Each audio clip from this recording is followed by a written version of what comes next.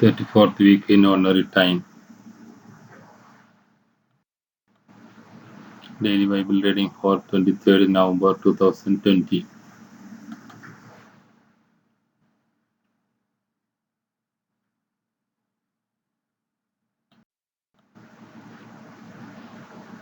വെളിപാട് പുസ്തകം വായന അധ്യായം 14.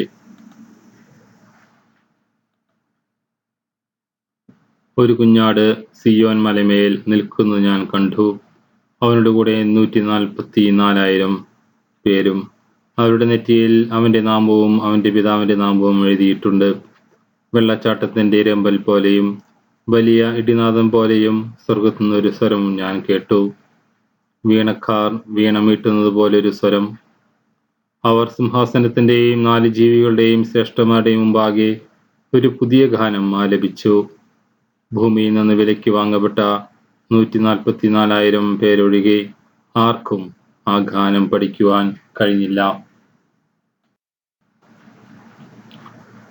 അവർ ബ്രഹ്മചാരികളുമാണ്. അവരാണ് കുഞ്ഞാടിന്റെ അത് പോകുന്നിടത്തെല്ലാം അനുഗമിക്കുന്നവർ. അവർ ദൈവത്തിനും കുഞ്ഞാടിനുമുള്ള ആദിഫലമായി മനുഷ്യരിൽ നിന്ന് വിലയ്ക്ക് വാങ്ങപ്പെട്ടവരാണ്. അവരുടെ അധരങ്ങളിൽ വ്യാജം കാണപ്പെട്ടില്ല. അവർ നിഷ്കളങ്കരുമാണ്.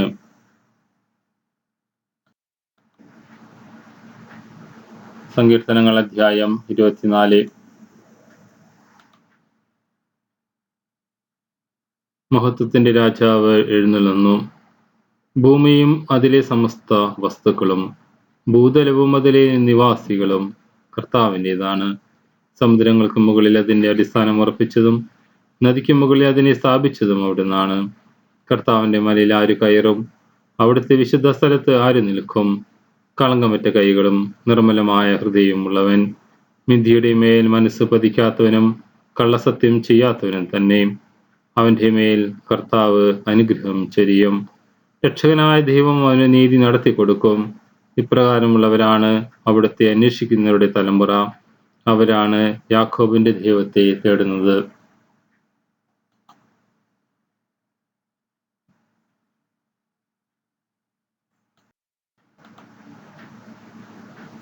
വിശുദ്ധ ലൂക്കാ എഴുതിയ സുവിശേഷം അധ്യായം 24.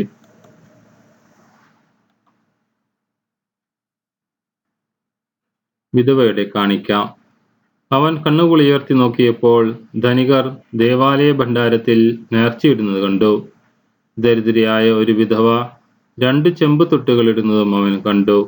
അവൻ പറഞ്ഞു, ദരിദ്രയായ ഈ വിധവ മറ്റെല്ലാവരെയും കൂടുതൽ നിക്ഷേപിച്ചിരിക്കുന്നു എന്ന് സത്യമായി ഞാൻ നിങ്ങളോട് പറയുന്നു.